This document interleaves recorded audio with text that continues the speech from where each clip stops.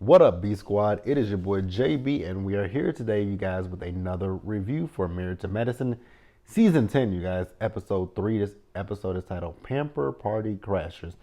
Now, before we go ahead and get into this review, if you guys are watching this video or any other video on the channel and you guys aren't subscribed yet, then I need you guys to do me a solid favor and stop taking me out on this date and having me pay for it at the end of it.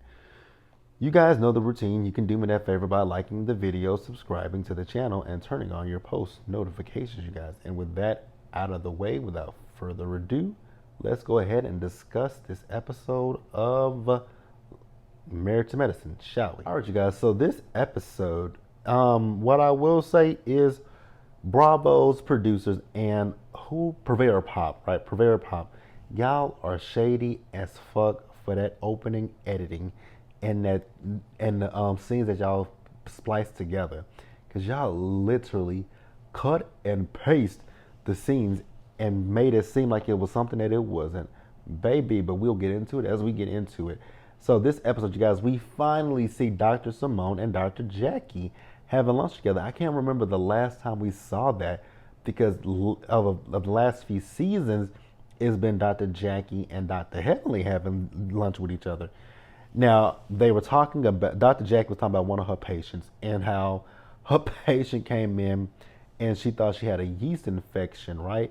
And turns out the woman had trichonoma. I believe that's what Dr. Simone said. And I was like, ooh, I wonder what that's got to be some. I mean, I don't know how we handle that if I were a woman or any person, right? And you go for a checkup and you find out that, hey, you got an STD, and you be like, but I've only been with my husband or my wife. Well, your husband or your wife hasn't been with only you, and they gave you an STD. Oh, I would be so pissed. I would be so pissed. Like Dr. Jackie said, she don't do prison, whatever she said. But I'm like, you ain't got to worry about it. I ain't gonna put this back on you. This is gonna be on me, because I'm gonna go home and bust this nigga upside the head because you literally cheated on me and got a STD, and you brought that shit home to me. You raggedy ass nigga. No. I'ma light that place up like a Christmas tree. Now they're talking about Letitia, right? And so Dr. Simone is talking about how Letitia's so overwhelmed and she asked for an assistant. And what I will say is the woman may be overwhelmed. Dr. G gives me he's a whole hell of a lot to handle. At the same time, she does. It's not like the woman doesn't work. And I do want to ask this question right here, right now, because I see so many people on Twitter who go in on Letitia. They've been going in for the last 3 episodes. And I just have the question of, why are we going in on this girl? We literally just met her, and I don't have an issue. I don't have an issue or a grievance with her. Like, she ain't done nothing that we've saw so far. So I just don't understand why people have such a big issue with her. But feel free to let me know in the comment section below. Speaking of which, I do want to address a comment that was left last week in my comment section. Shout out to our girl Belle, you guys. So go check out the Belle Perspective. She's on YouTube. She does reviews as well. So Belle asked me in the comment section last week, why don't I like Quad? So long story short, Belle, the reason why, I've been saying this since I've been reviewing Married to Medicine, but when I started Married to Medicine season 1, I honestly almost stopped watching Married to Medicine season 1 because of Mariah and Quad and how they came off. Mariah and Quad gave me imitation Tamar Braxton, and I can barely take Tamar Braxton. I have to take her in doses, right? And so with Mariah and Quad, they just came off like 2 overly flamboyant gay men, and I thought it was an act. And I didn't like it. And then also when it comes to Quad, I don't like the multiple voices that Quad has. So I'm not the biggest fan of Quad. But I can also say I'm not the biggest fan of Quad. I wasn't the biggest fan of Mariah's. And I damn sure ain't the biggest fan of Toya's, right? Like I said last week in my review, I realized it. I have never, with Married to Medicine, I don't think I've ever been a fan of any of the doctors' wives. I literally don't think I've been a fan of any of them. Because even when I think about it, Lisa Nicole, I was never a fan of hers. I'm trying to think if there's Anila. I just thought Anila was annoying. That's all I thought about Anila. I thought she was a completely annoying person, right? But that's neither here nor there. But that's it. That's what it is, Bill. I just didn't season 1 and 2. Season 1 more specifically, I did not like Toya. I mean not Toya, but Mariah and Quad. Couldn't stand them. Let's pause here, you guys, and move forward. Next up, you guys, we see Dr. Heavenly. So Dr. Heavenly is having lunch with Letitia, right? Oh my God, Letitia. For you to be 31 years old, and this is gonna come off shady, but you dress like a elderly woman. My God, your style is so old fashioned. I want that baby to go find some clothes. And you ain't gotta, I mean, you ain't gotta sex it up or nothing, but at least dress your age. Also, I will say when it comes to your bras, like whatever you wear, when you wear your tops, your titties, they sit up and they be spilling over. And I'm like, does that mean that they don't fit? Cause whatever, cause I mean they just be hanging out damn near. And I'm like, I just want you to just pull up just a little bit, so that way everything just ain't popping out. Neither here nor there. But the fashions, let's do something different. If you come back for season 11, I want you to go find a stylist expeditiously. Now, she also is letting us know that she had to change her venue for the wedding. And I was like, oh, because I guess she had wanted to have a rooftop wedding, but it's gonna rain. I was like, okay, that makes a lot of sense. You don't want to have an outdoor wedding and it's raining, because what's the purpose? And then, she and Dr. Heavenly, they were talking about Dr. Gregory and how, Dr. Gregory is controlling. You can see that.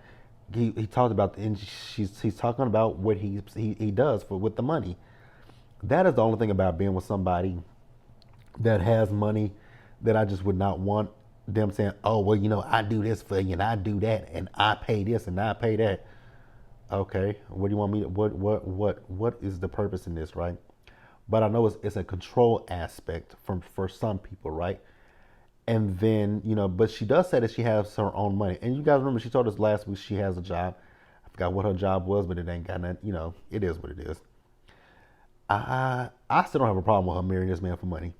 If that's what she want to do, make sure you got your I's dotted and your T's crossed and know what to expect out of this relationship. Next up, you guys, we see Cecil and Simone. So we see Michael and Miles. And I guess this is around spring break because they're both just coming back from spring break. Now, you guys know that Michael is at the community college. He's getting ready to finish. So him and his credits will be transferring to a 4-year university so that he can get his bachelor's degree. And with Miles has, you guys remember, Miles went to D.C. I think he went to Howard. Then he left Howard, took a year off, went to Georgia State, took a year off from there, and now he's back at Georgia State. And so I think his major is film and communications or something like that. I forgot what they said. And I was wondering the question of, is this truly what he wants to do? Is this what his parents want for him? Like, because I know when I had a little cousin, right? And her parents wanted her, she went to school, I think, where did my cousin go to school? I think she went to A&M. I think that's where my cousin went to school. And I can't remember because it's been so long ago.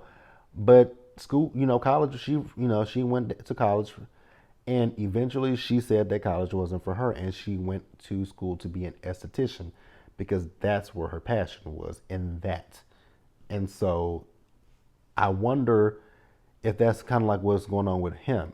If he's going to school to basically appease his parents, or because I think sometimes kids do go to school because, the parents say, hey, this is what you need to do. We weren't afforded this opportunity.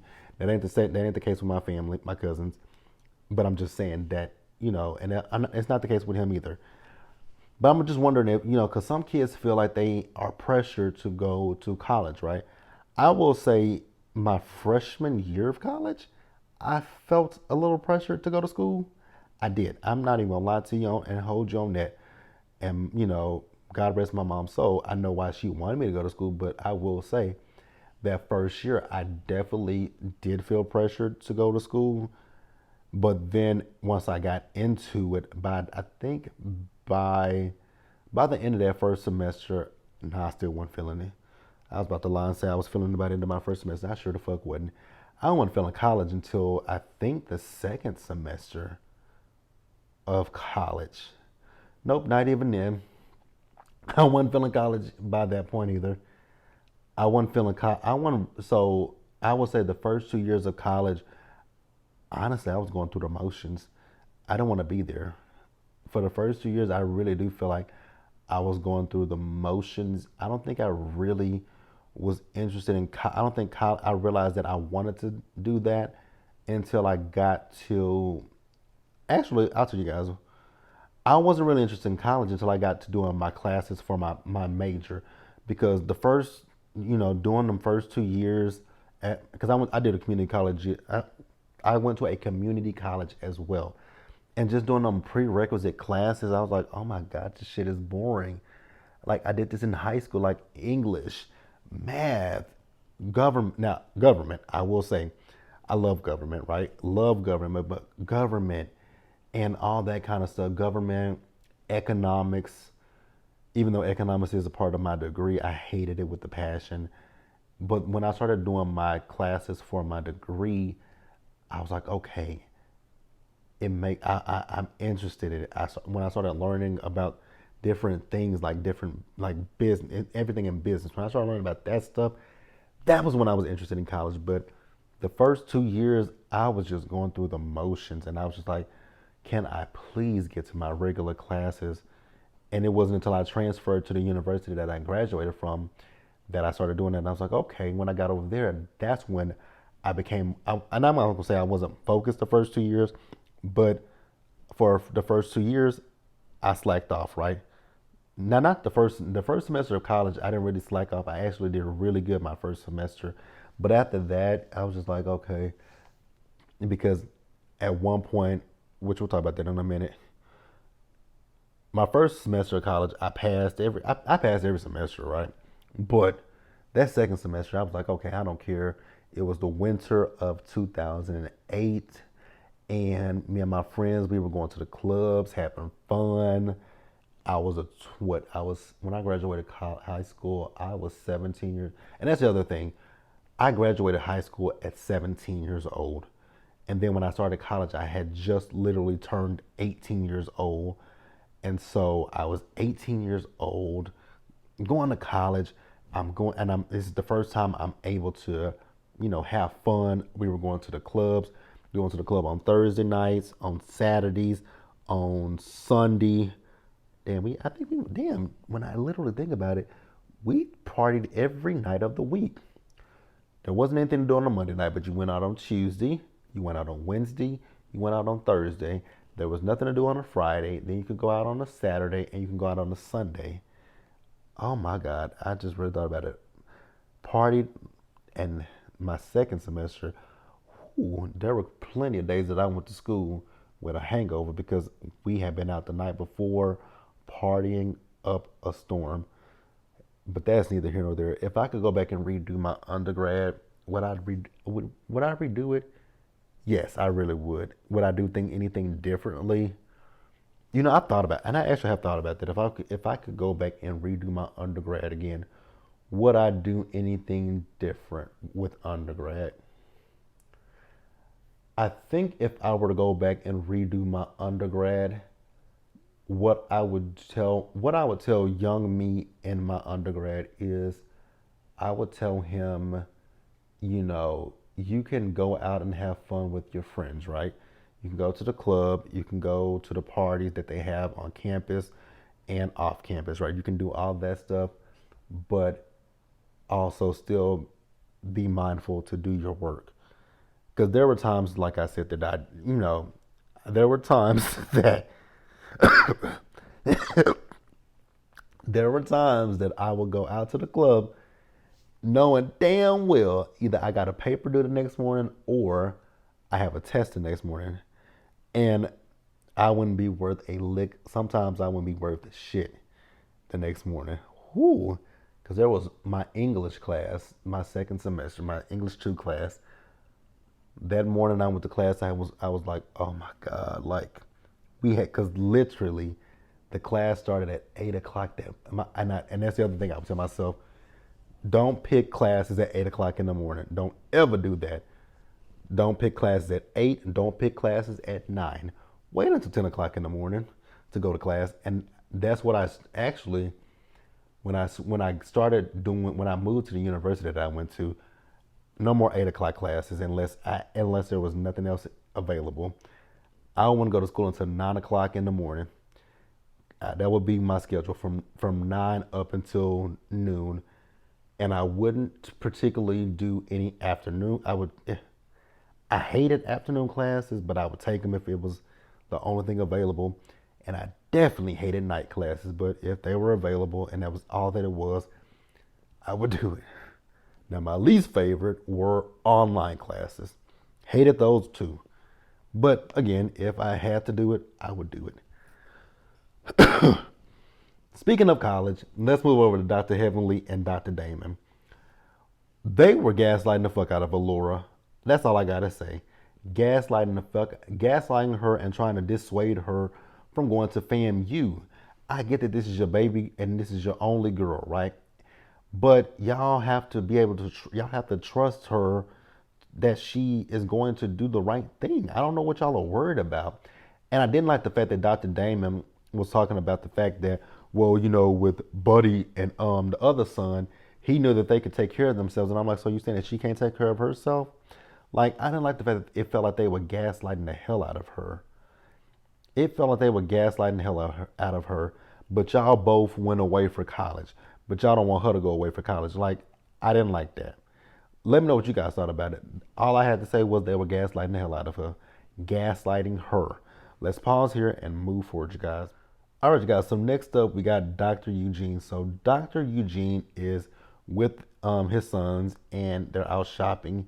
Now, what I will say, like I said last week, I do like the fact that they have open and honest communication about sex, but I don't necessarily know if I would want to have it on camera. Me personally, I don't know. I do like the fact that they asked him about what a period is. He told them what it is, right? He didn't sugarcoat it. He didn't candy. And that's the other thing I like. Because you guys know how it is with people. They want to give, the penis and the vagina and breast these colorful little terms for kids. Your wee-wee and, her hoo-ha and stuff. Now, I know we say that over here for purposes of being monetized, right? But I don't like when people try to give the human anatomy colorful names. Say what it is. Say what it is. If you want to say the P word, if you want to say the D word, you can say that. If you want to say the T word, you can say that. But I also do appreciate people who say penis, vagina, breast, menstruation, whatever. Like we don't have to give it, especially with kids, we don't have to give it those little colorful names. It is what it is, right? Next up, you guys, we see as the men are getting ready for the bachelor party. And when I say that was a wild ass bachelor party, Dr. G, oof. Dr. G would just shrivel. I mean, can you imagine having sex with that? Absolutely not, right? Dr. Jackie, girl, go get Lurch because Lurch is doing the most already. And Lurch, it'll be on site if you heard my Dr. Jackie, right?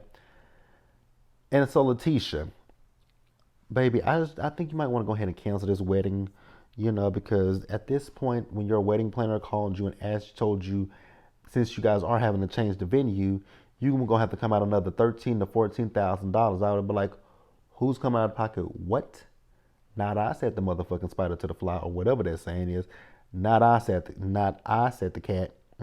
Absolutely not. We will be going down to the courthouse to the justice of the peace and getting married because I be hot diggity dog damn if I'm finna do some shit like that. And then she went off on her sister, and I was like, now wait a minute, why you go off on your sister? And this is what we saw her screaming at. And the producers made it seem like she was screaming because she saw Quad, and that's not even what the case was. And so then we moved back over to the strip club. Dr. G was having the time of his life. Dr. G, keep your pants up, sir. Nobody wants to see that. Not I, not I, not I. Now, Heavenly was messy as hell, right? So Heavenly relayed the message that she and Letitia had when they went out to dinner, how, Dr. G is controlling and she feels like the wedding is being rushed, right? Now, I do feel like this wedding could be being rushed. Like I said, it wasn't a woman, it was a man. When that promoter called and said $13,000 or $14,000 more, I'm like, sir, get the fuck off my line. That's who you should have been cussing out, not your sister. But she apologized to her sister, right?